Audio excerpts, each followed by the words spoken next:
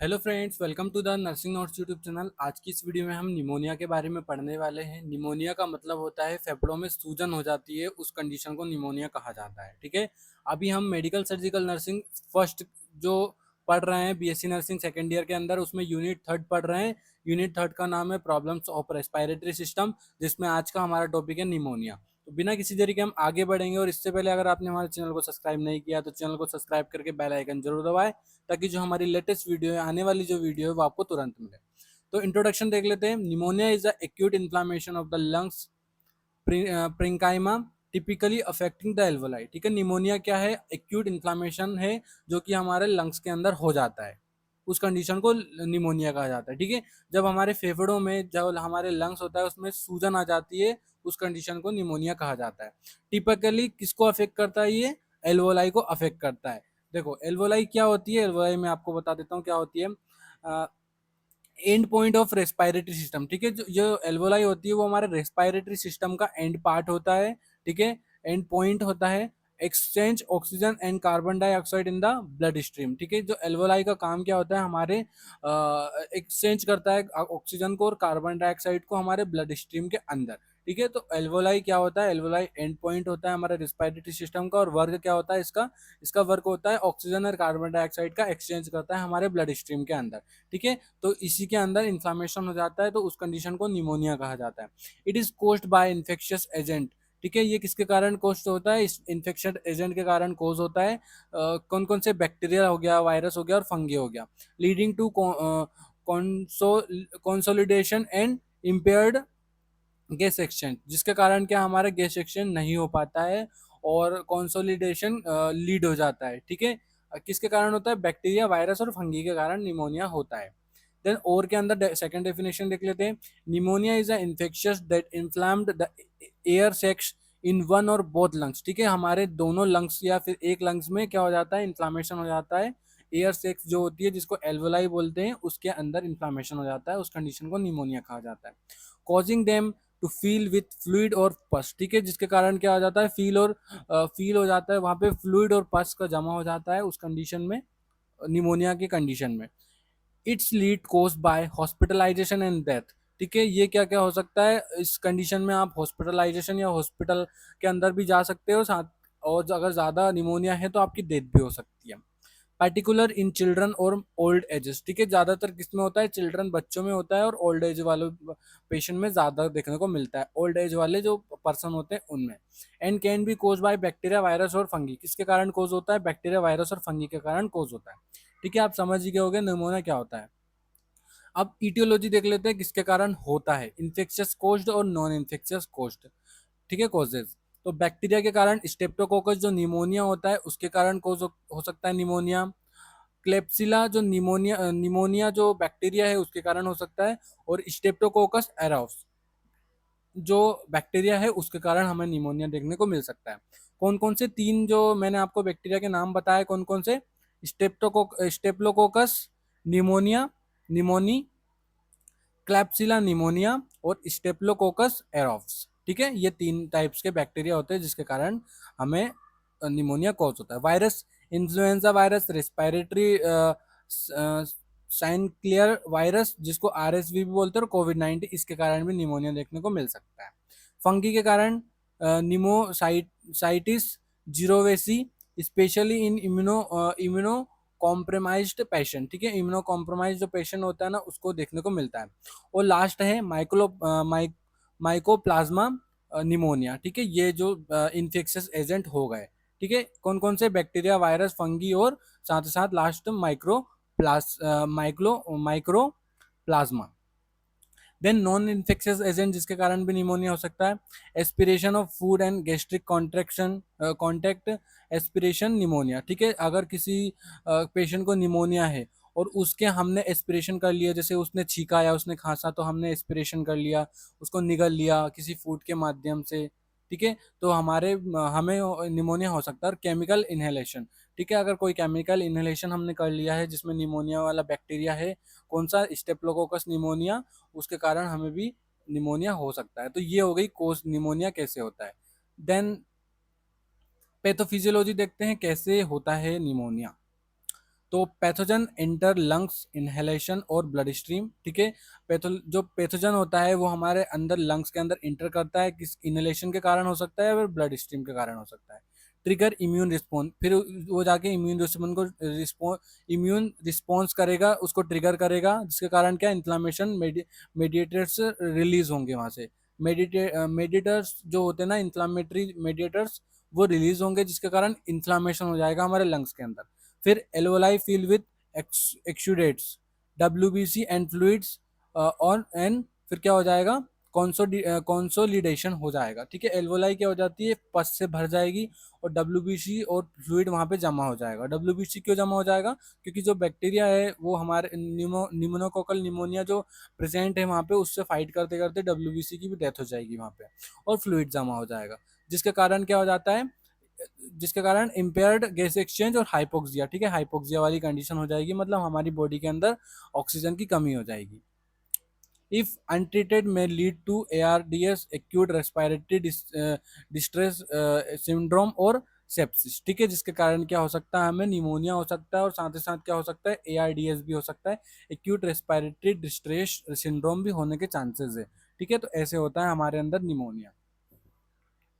Then clinical manifestation में क्या क्या देखने को मिल सकता है, फीवर एंड चिल्स, ठीक है, फीवर देखने को मिल सकता है, चिल्स मतलब ठंडा ठंडा बुखार जैसा हो सकता है।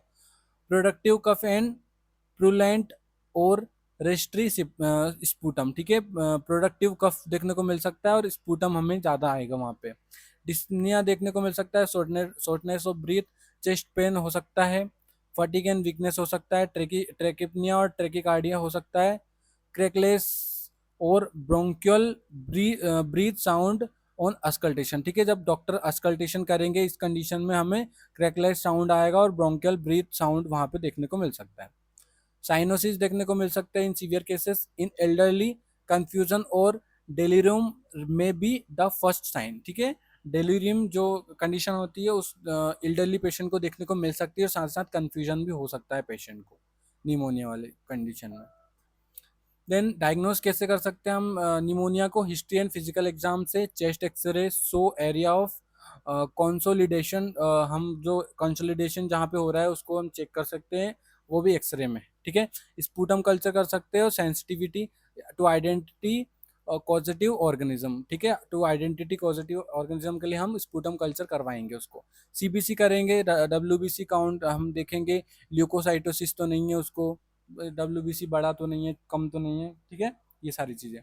पल्स ऑक्सीमेट्री और एबीजी करवाएंगे, आर्टेरियल ब्लड गेज, ठीक है, टू असिस्ट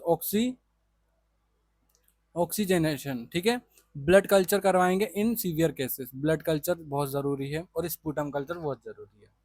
ट्रीटमेंट में हम एंटीबायोटिक्स दे सकते हैं मेडिकल ट्रीटमेंट के अंदर, सबसे पहले हम मेडिकल, फिर सर्जिकल, फिर नर्सिंग मैनेजमेंट देखेंगे। तो एंटीबायोटिक सबसे पहला based on organism, example amoxicillin और एजिथ्रोमाइसिन, ठीक है, ये एंटीबायोटिक हो गए।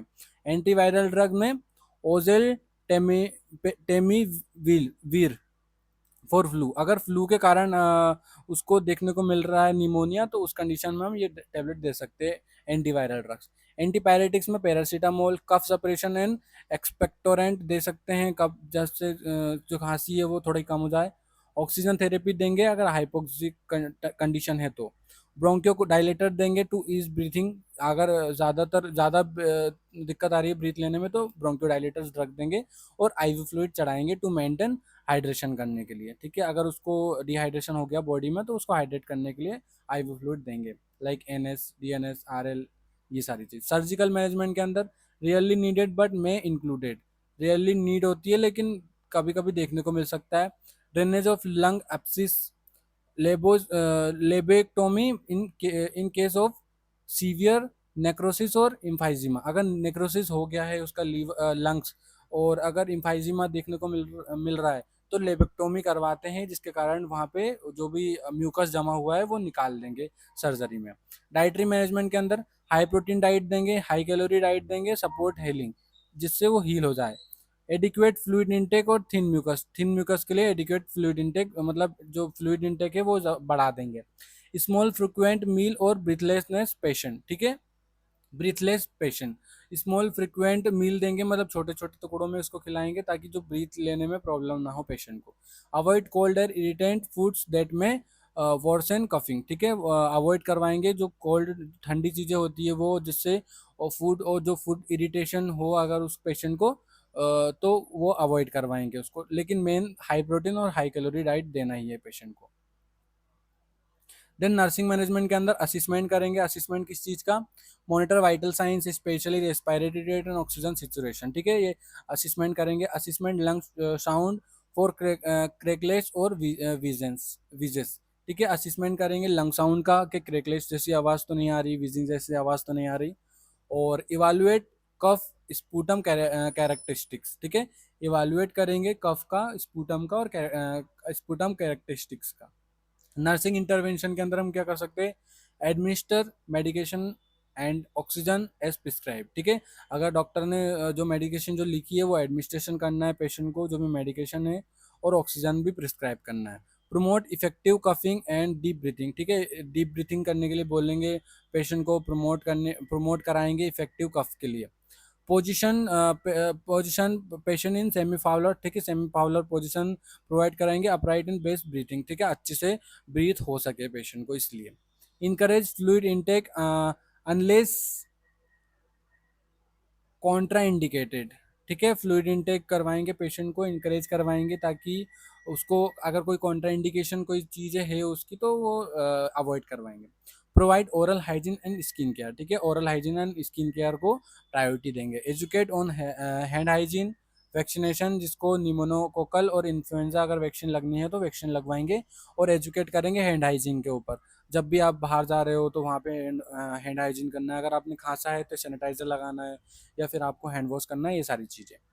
प्रिवेंट कॉम्प्लिकेशन लाइक एटेलेक्टियासिस और प्रेशर सोर्स, ठीक है, प्रिवेंट करेंगे कॉम्प्लिकेशन, अगर उसको एटेलेक्टियासिस तो नहीं हो रहा है, प्रेशर सोर्स तो नहीं हो रहा है, अगर हो रहा है तो पोजीशन चेंज करवाएंगे हम।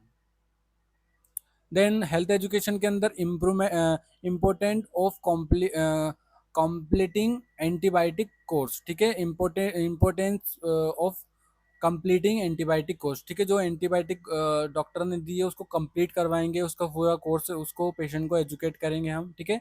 स्मोकिंग सिजेशन, ठीक है, स्मोकिंग के लिए उसको अवॉइड करवाएंगे, पेशेंट को बोलेंगे कि आप स्मोकिंग नहीं करें और स्मोकिंग वाले पर्सन से दूर रहे। रेस्पिरेटरी हाइजीन रखेंगे, कवरिंग माउथ व्हेन कफिंग, ठीक है, जब कफ हो रहा है तो माउथ को कवर करके रखना है, ये सारी चीज़ें उसको बताना है, ठीक है। थैंक यू गाइस, अगर आपको वीडियो अच्छी लगी हो तो वीडियो को लाइक शेयर और सब्सक्राइब जरूर करें, ताकि जो ये वीडियो है वो बहुत लोगों तक पहुंचे और सबको हेल्प मिले। Thank you. अगर आपको कोई भी डाउट है तो आप कमेंट बॉक्स में बता सकते हैं।